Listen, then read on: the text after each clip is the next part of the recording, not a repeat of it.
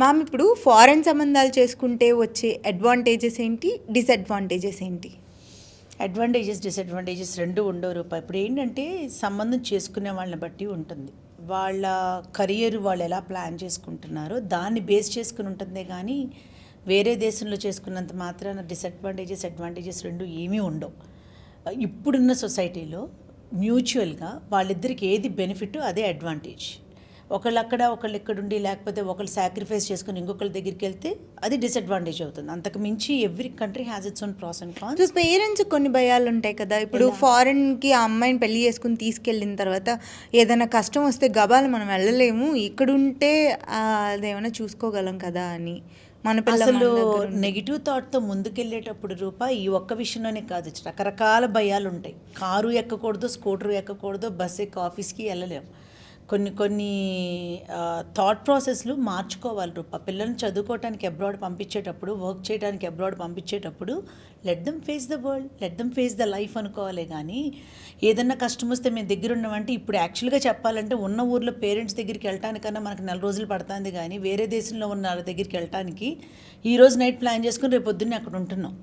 So travel అనేది I don't think so ఇప్పుడు నువ్వు చెప్పే రీజన్ ఒక ఎక్స్క్యూజ్గా చెప్పుకోవటానికే తప్పించి, అది కూడా ఎగైన్ మళ్ళీ చెప్తున్నా, అది ఎవరి ఒపీనియన్ వాళ్ళకు ఉండి వాళ్ళ థాట్ ప్రాసెస్ని బట్టి డిపెండ్ అయ్యి ఉంటుంది. కానీ జనరలైజ్ చేసి మాట్లాడేటప్పుడు ఏ దేశంలో ఉన్నా ఒకే ఊర్లో ఉన్నా పడాల్సిన కష్టాలు పడాల్సిన టైం వస్తే పడతారు.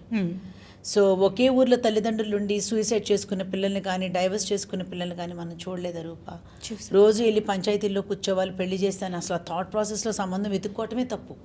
వాళ్ళు ఎక్కడున్నా వాళ్ళు బతకగలరు, వాళ్ళు బాగుంటారు, అండ్ మనం అవసరం వచ్చినప్పుడు మనం కూడా వాళ్ళకి సపోర్ట్గా వెళ్ళాలి అన్న థాట్లో ఉండాలి. కానీ పేరెంట్స్ అనేవాళ్ళం రేపు దూరంగా వెళ్ళిపోతే సమస్యలు వస్తే మనం ఎలా చేస్తామంటే, పక్కింట్లో ఉన్నా కూడా సమస్యలు వస్తాయి. రోజు వెళ్ళి కూర్చుని పంచాయతీలు తీర్చాలి రేపు పెళ్ళైతే అన్న కాన్సెప్టే బాగోలా, వినటానికే బాగాలేదు.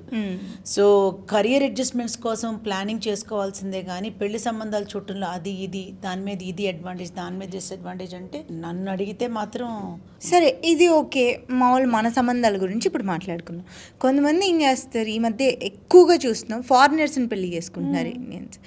ఆ మ్యారేజెస్ ఎంతవరకు బాగుంటాయి, ఎంతవరకు ధైర్యంగా ముందుకు వెళ్ళొచ్చు? స్టిల్ నేను ధైర్యం భయాల గురించి మాట్లాడితే జనరల్గా పేరెంట్స్ ఇప్పుడు పిల్లలు కూడా వేరే దేశాలు వెళ్ళినప్పుడు వాళ్ళు ఒకరితో అక్వైంటెన్స్ పెంచుకున్నప్పుడు మనిషిగా లవ్ చేసుకుని వాళ్ళు పెళ్లి చేసుకుంటున్నారు అంటే సంథింగ్ ఈజ్ కనెక్టింగ్ దెమ్. అది ఇప్పుడు ఫర్ ఎగ్జాంపుల్ నన్ను తప్పుగా తీసుకోవద్దు, ఇప్పుడు ఇండియాలోనే ఉన్నారని అనుకుందాం రూపా. ఒక కమ్యూనిటీ వాళ్ళు ఇంకొక కమ్యూనిటీని లవ్ చేసుకునేటప్పుడు సోషల్గా ఆ ఫ్యామిలీకి అబ్జెక్షన్స్ ఉంటే తప్పించి I don't find anything wrong in it. అట్లాంటప్పుడు వేరే కంట్రీ వాళ్ళని కానీ ఎవరినైనా కానీ పిల్లలు ఇష్టపడి పెళ్లి సంబంధం చేసుకుంటున్నారు అంటే దాని లోపల ఇమోషనల్గా కానీ సపోర్ట్లో విషయంలో కానీ వాళ్ళ హ్యాబిట్స్ విషయంలో కానీ వాళ్ళు కొన్ని రోజులు కలిసి తిరిగిన తర్వాత ముందుకెళ్దాం అనుకుని తీసుకునే డెసిషన్. అది ఇండియాలో ఉండి వేరే కులంలో వెళ్ళినా, వేరే దేశంలో ఉండి వేరే వాళ్ళని ఇష్టపడినా అది 2 మనసులకు సంబంధించిన విషయం. ఆ 2 మనసులలోకి అర్థమయ్యేది ఏంటంటే వీ కెన్ లీవ్ టుగెదర్ అని. వాళ్ళ పేరెంట్స్ని కన్విన్స్ చేసుకుని ముందుకెళ్ళి పెళ్లి చేసుకున్నారు. ట్రూత్ఫుల్గా మాట్లాడాలంటే ఇక్కడన్నా నేను డివోర్సెస్ ఈ మధ్యకాలంలో విపరీతంగా వింటున్నాను. కానీ ఇలా ఇంటర్ కంట్రీస్లో చేసుకున్న వాళ్ళు, ఇంటర్ కాస్ట్లో చేసుకున్న వాళ్ళల్లో ఇప్పుడు వరకైతే నాకు ఏమి ఎదురు పడలా. మా అబ్బాయి వేరే ఆ దేశం అమ్మాయిని చేసుకున్నాడు, డివోర్స్ అయ్యి వచ్చాడు, సెకండ్ మ్యారేజ్ అన్నీ నాకు ఎదురు పడలా. ఇదివరకు ఒక 10 years బ్యాక్ అయితే వీసా కోసం ఎవరినో మ్యారేజ్ చేసుకుని అది అడ్జస్ట్మెంట్ మ్యారేజెస్ అవి. అలా ఇప్పుడు ఎవరు జరగట్లేదు చాలా బ్రాడ్ మైండెడ్గా ఉంటున్నారు మనుషులు. ఇది నేను సపోర్ట్ చేసి మాట్లాడట్లా, అది ఎవరు ఒపీనియన్ వాళ్ళ ఇష్ట ప్రకారం తీసుకునే నిర్ణయం, అది ఫ్యామిలీస్ కానీ పిల్లలు కానీ. బట్ జనరల్గా మాట్లాడితే కనుక అది ఏ దేశమైనా కూడా ప్రేమ విషయంలోకి వచ్చేసరికి ఇష్టపడి చేసుకునేటప్పుడు వాళ్ళు అన్ని రకాలుగా ప్రాస్ అండ్ కాన్స్ అర్థం చేసుకుని డెసిషన్స్ తీసుకున్నారు. దాన్ని అపోజ్ చేయటం కరెక్ట్ కాదు. రైట్. తెలుగు వన్